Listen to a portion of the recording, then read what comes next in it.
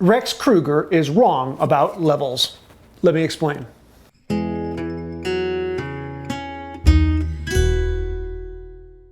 In a recent short, Rex Kruger said you don't need a level. And honestly, it's a tool, and therefore, you need it. I mean, for goodness sakes, I use my level all the time. Almost in every, well, maybe not every project, but a lot. Okay, maybe not a lot of the projects. I used it that one, no, it was just sitting in the background. Actually, I don't think it's even shown up in the background of one of my videos, but I've had this thing for almost 8 years. Actually, at one point I had around 12 of these levels. I sold them because I didn't use them. I mean, when I was in construction, I used the levels constantly, but that's construction. You didn't know, are your walls plumb? Are your floors level? The levels are needed there, but when I'm building furniture, boxes, and turning things on the lathe, really don't have a good use for it. I mean, when making stools, I could make sure that the top of my stool is level, and that way I know that this is level with this. And that means that my bench needs to be, well, my bench isn't level. Oh, maybe my level is out of level. Turned around and, nope, it's still out of level. Wait a second. Why did you turn that around? Most people assume when you buy a level that it is true and actually level. But most cheap levels you buy at the store aren't actually level. Much like the selection of squares at the store, the chances of it actually being truly square are pretty slim. When buying measuring tools of any kind, you rarely, if ever, get what you expect. But you do get what you inspect. And just like with squares, it's very easy to check 90 degrees by checking it against itself. You can also check levels very quickly and easily by checking them against themselves. You can see here at the center line that the bubble is way over here, and this center line should be around the center of the bubble.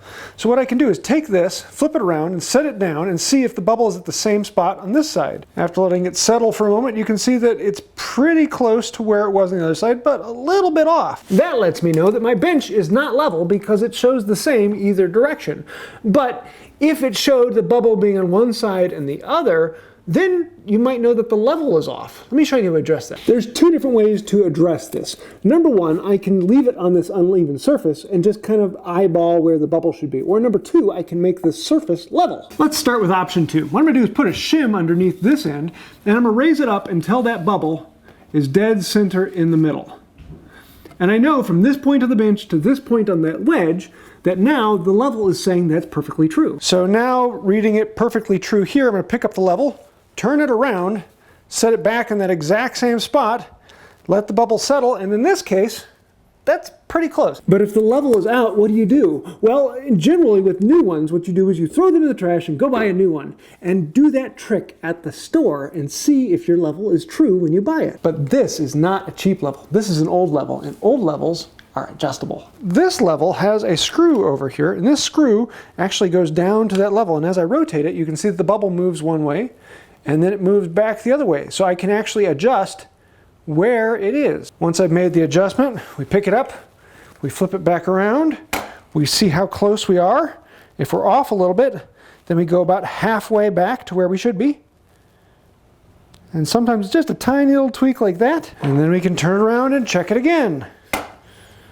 And we go back and forth until that bubble is dead in the middle. The plumb level also has the same thing. On the side here, there's an adjustment screw. It's not quite as important as it used to be. Most modern levels are made out of metal or plastic, and they're far more stable, so the wood doesn't move around on you. Also, they're held in place a lot better than these old spirit levels, and so these might need a little bit more tweaking than their modern, cheaper counterparts. Old levels like this are one of those things that start to follow you around as you start collecting tools and buying more. If you buy a box of planes, you're probably gonna get a level, as well as 5 or 6 other braces. I usually end up giving them away or selling them because they're really not that valuable. There are a lot of collectors, and there are some levels that are rare and hard to find. And as levels goes, this one was actually relatively cheap because it didn't have the brass corners, the filigree, and all the other delicacies that you'd often see on levels.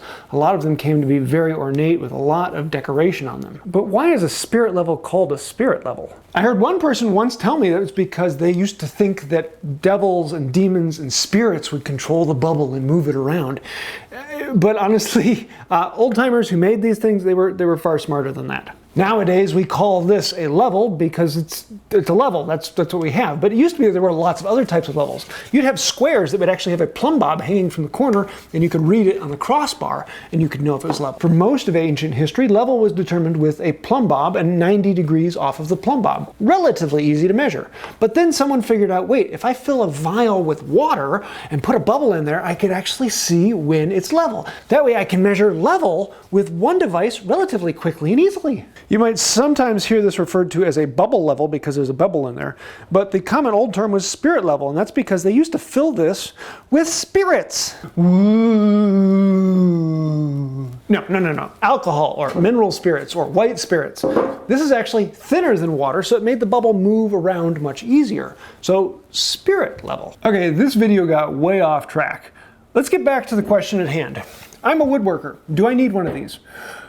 No. Rex Kruger was right. You don't need one of these. Now, if you are a cabinet maker, then you might need one of these if you're ever hanging cabinets on a wall. If you are a contractor, a carpenter, or a builder, then you're probably going to be using these, but you probably don't want to use one of these old ones. They make modern ones that are far superior. If you're a chair maker, you might want a level, though I would suggest getting something smaller and a little bit easier. And then in that case, you level out your bench, make sure it's perfectly level, and then you know if your chairs are good and level, because you can just put a level on it. It makes it really easy to figure things out. But other than that, I really can't think of a single reason why you'd need a level in the shop. Yep, it's at this point in the video where I've got to say that Rex is right. I've got to. I've got to level with you. I hate admitting when Rex is right.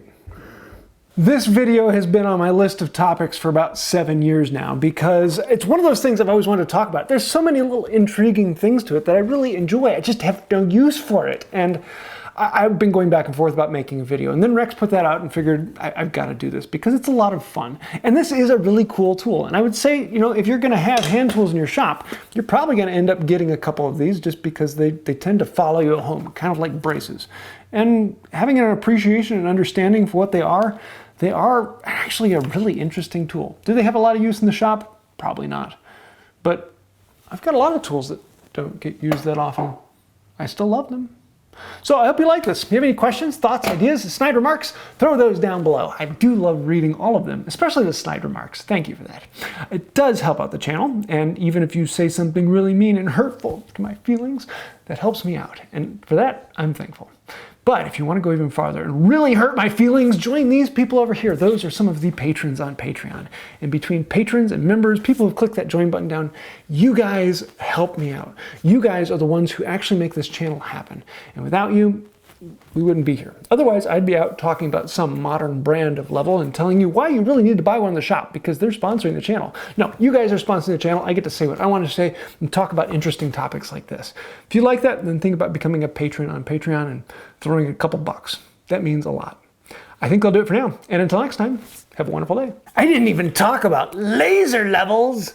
You know, the Egyptians used these. The aliens introduced them to it. And that's why these are spirit levels. When the aliens were gone, the spirits took over, and well, that's how everything came to be.